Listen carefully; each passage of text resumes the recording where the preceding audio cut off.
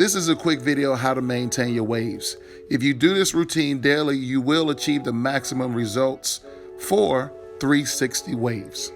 The first step is to grab your Dixon'S 1737 leave-in conditioner and you want to apply a fingertip full.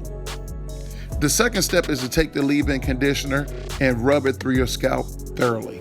By rubbing through your scalp thoroughly, you allow your hair follicles to receive the moisturizing that they need, thus enhancing your chances for 360 waves and also maintaining at the same time.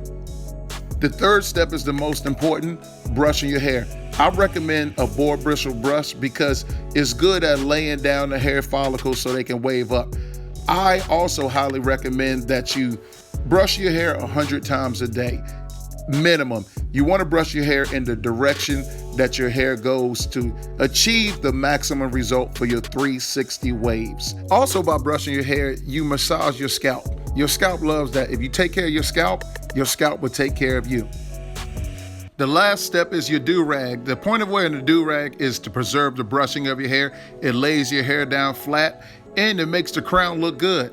Look at him. You can see he's swagged out. He's feeling good about himself. I see you, Playboy.